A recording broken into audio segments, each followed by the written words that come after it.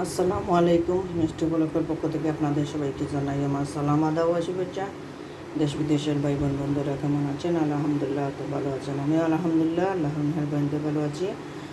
আজকে নিয়ে আসলাম মুরগির মাংস বোনা করব নর্মালভাবে, যা ঘরোয়া মশলা আছে তা দিয়ে।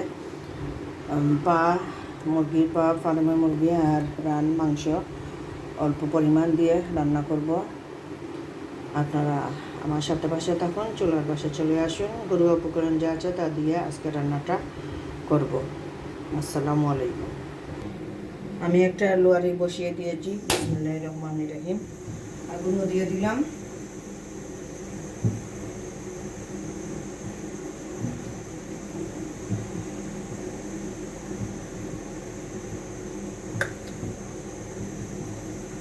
সয়াবিন তেল পরিমাণ মতন দিতেছি।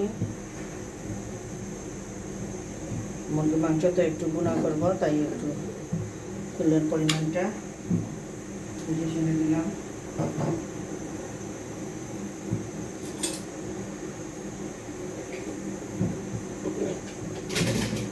পেঁয়াজ বাটাটা দিতেছি, বাটা পেঁয়াজ দিয়ে রান্না করবো অল্প পরিমাণ, 2 চামচ পরিমাণ হবে বাটা পেঁয়াজ। দুটো টমেটো কেটে নিয়েছি।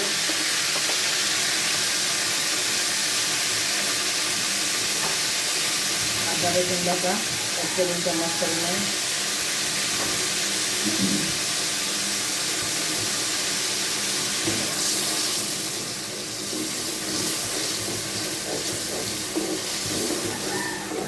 বাকি মশলাগুলো দেবো।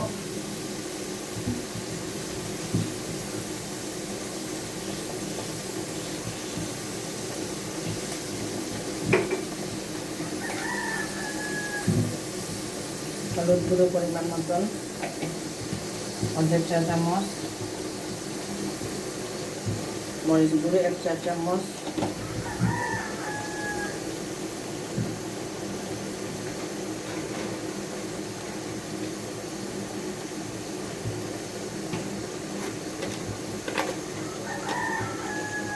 লবণ পরিমাণ মতন 1 চা চামচ, গরম মশলা পরিমাণ মতন 1 চামচ,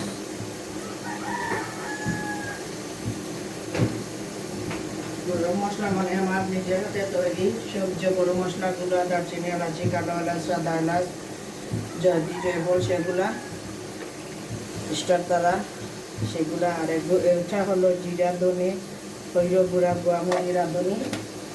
এই মশলাটা দিয়ে দিলাম। পেঁয়াজ যে বাটিতে ছিল সেই বাটিটা ধুয়ে পরিমাণ মতন পানি দিয়ে মশলাটা ভালো করে কষিয়ে নেব। মশলা কষানোর মাঝে মজা, যে কোনো বোনা তরকারি বা যে কোনো তরকারিও। আমি কিছু পরিমাণ পানি দিয়ে দিলাম।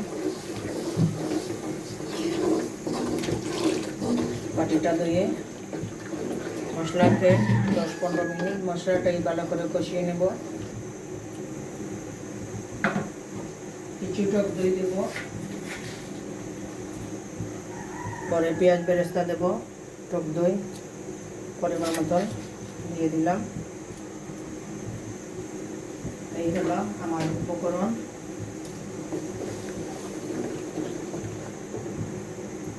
এটাকে ভালো করে কষিয়ে নেব।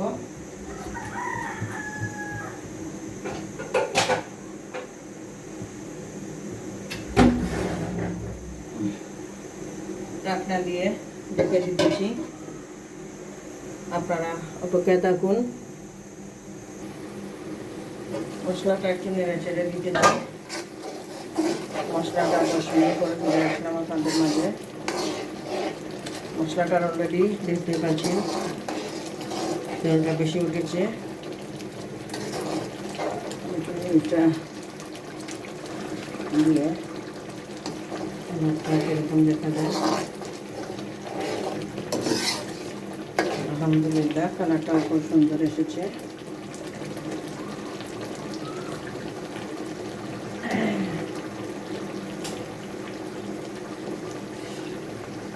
আপনারা দেখতে পাচ্ছেন কিনা কালারটা আলহামদুলিল্লাহ খুব সুন্দর এসেছে। মশলাটা কষিয়ে নিয়েছি, দেখেন তেলের পরিমাণটা তেলটা বেশি উঠেছে। এখন মুরগিটা দিয়ে দেবো, কিছু মুরগির মাংস আর কিছু পা ওগুলা, কারণ এগুলা খেতে ভালো লাগে। 2-3টি মুরগি ছিল, আমি তাই একসাথে করে নিয়েছি।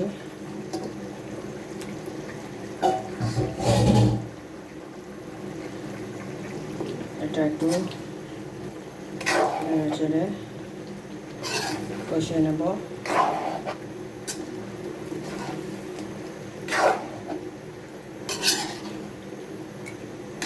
নেড়েচেড়ে আগুন কম দিয়ে কষিয়ে নেব। মুরগিটাকে পানি করতে সেই পানি দিয়ে সিদ্ধ করে নেব।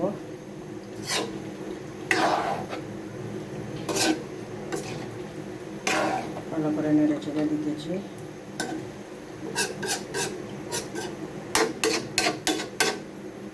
চার 5টা কাঁচামরিচ দেবো, ধুয়ে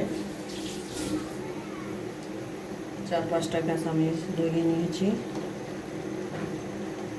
ডাকলে ডেকে আগুনটা কমিয়ে মুরগিটাকে কষিয়ে নেব।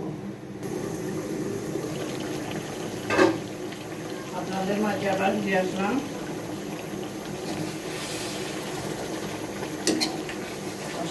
মাংসটা সময় নিয়ে কষিয়ে নিয়েছি।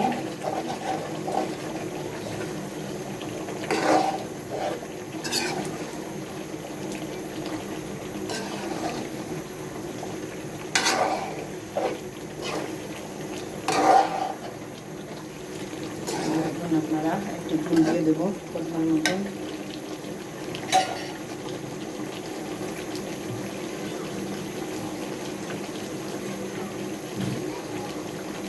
খুবই অল্প পরিমাণ ঝোলটা দেবো।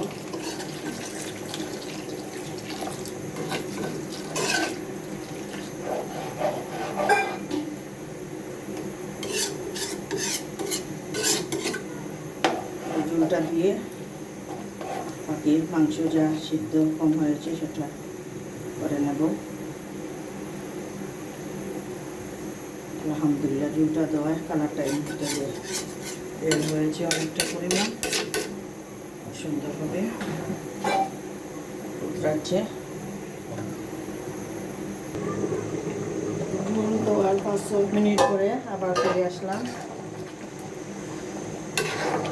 মশলাটা এখন চারিদিকে মাংসের ভিতরে দুধে লবণ মরিচ দিয়ে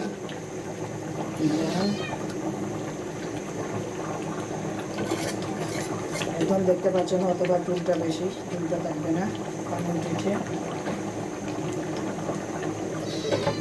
আবার আপনাদের মাঝে ফিরে আসবো।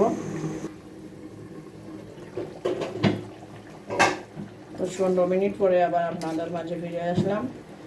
তরকারি ঝোলটা এমন শুকিয়ে গিয়েছে একবারে, রান্নাটা আমার হয়ে গেছে অলরেডি, দেখতে পাচ্ছেন। শুকনো শুকনো হয়েছে একবারে, ঝোলটা টেনে গিয়েছে, মাংসটা সিদ্ধ হয়ে গিয়েছে।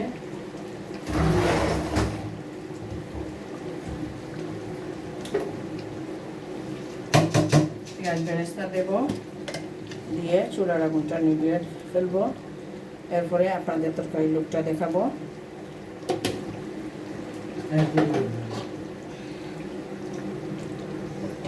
এই মুহূর্তে আপনাদের সামনে চুলার আগুনটা নিভিয়ে ফেলতেছি।